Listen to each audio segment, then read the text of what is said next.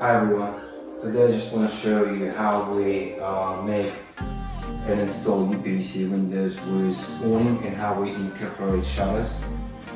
So we can see that's the old shutters, and what we did, we managed to put uPVC window with wind up. Let me just show how it works. So I have to release this angles.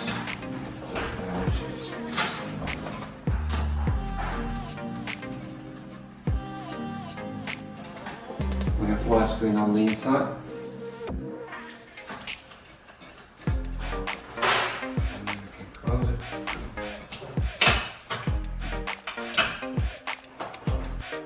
And lock it. And we can lock it with the key as well. So there's enough room for the handle. So we can close the shutters.